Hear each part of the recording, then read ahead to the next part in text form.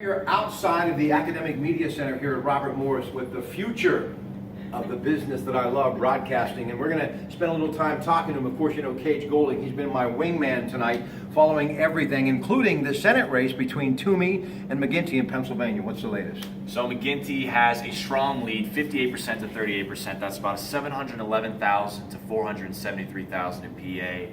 The third-party Libertarian, not even close, 4%. All right, now it's Megan DeArmond over here from Pittsburgh, junior communications political science major, and it's Kaylin Roebuck from Latrobe, a senior English major.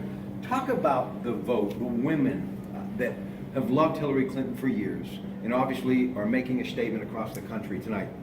Way too early to call. Do you think this really is an election that has been about her being a woman more than her qualifications? I don't look at Hillary Clinton as solely a presidential, Madam President, if you will, candidate. I look at her as a quality candidate for president, and I think sometimes we make too much about her sex as opposed to her resume. Yeah, we definitely look at the fact that she is a woman a lot, but also her credentials. She's been secretary, and so many people have stated, even Trump stated that she was one of the best secretaries that this United States has had so far. And so looking at all the things she's done in her past, aside from the fact that she's been a woman, aside from the fact that she's been a feminist activist for so many years, I think people have to look for what she's done instead of who she is. Well, and as President Obama is getting ready to leave office, I must be honest with you, I look at him as a president, not that he's a black man. I mean, that's a good thing, but I look at the content of what he has brought to the office, which I think he's done a remarkable job. What have been the issues, in your opinion, of this race, Megan? And sometimes they get lost because of everything that's been happening with he said, she said, as opposed to talking issues. What would you consider some of the issues to be?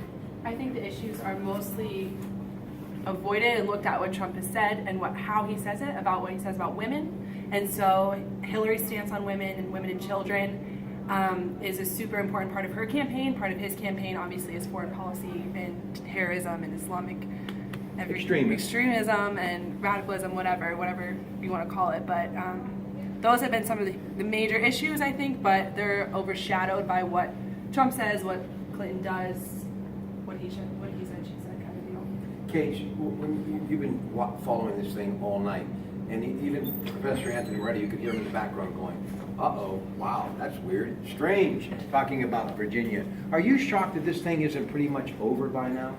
You know, with polls going into it, I was really shocked because everything was so strongly sided towards Clinton. But as soon as we started getting into this and started seeing some of those swing states go red really early and then stay red really late, and he's winning some key states. Now, given that Clinton did win New York, 29 electoral votes, that's huge. But right now, Trump does have the lead in Florida by about 125,000, and that's also 29 electoral votes. Trump wins Florida, Virginia, and North Carolina, you might be looking at the next president of the United States.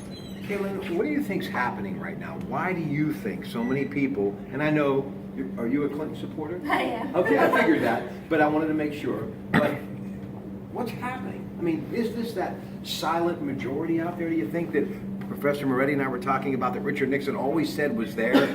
Are you shocked that this is happening right now? No, they're both so extremely different candidates. And so you have a voice for one type of person and a voice for another type of person, and it's getting more people who wouldn't have voted originally. So the fact that they're able to stand by somebody who's so strongly Republican and so strongly Democrat, instead of somebody who's more kind of leaning towards the middle, I feel like they're bringing out a different type of citizen who's coming out to vote this year that they haven't been able to vote in the past.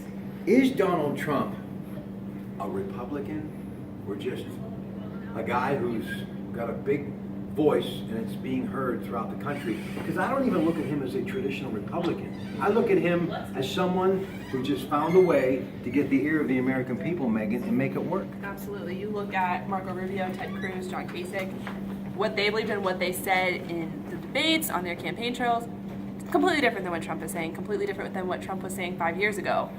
He's completely flip-flopped his views to kind of pander to the Republican conservative right, and that's what we're seeing tonight. All right, in closing, I'm going to give each of them a few seconds. Cage Golding, you first, then we'll go to Caitlin, and then wrap it up with Megan. Go ahead. no doubt in my mind, media has been portraying this as one of the biggest, most monumental elections in the history. I saw that today going to Allegheny County Voting District 1. An hour and a half wait just to cast a vote, usually a 5-minute wait. That's huge. This voting system is strongly for the millennials this year, and I think we're going to turn out and really change history and make a force. And it's incredible to watch, and I'm very excited to be a part of it. I think going into today, voter turnout was huge up in the air. It was either tons of people are going to come out or no one's going to vote, and clearly we're seeing a lot of huge voter turnout everywhere. And so I think it's going to Trump. I got to tell you, I'm impressed. I've been doing this stuff for 30 plus years, and it's just nice to see the future will be in good hands. We'll come back again in just a little bit as we are counting the votes with the rest of you as we are at Robert Morris University and their Media Center. It's election 2016 with your Pratte Pack. Stick with us.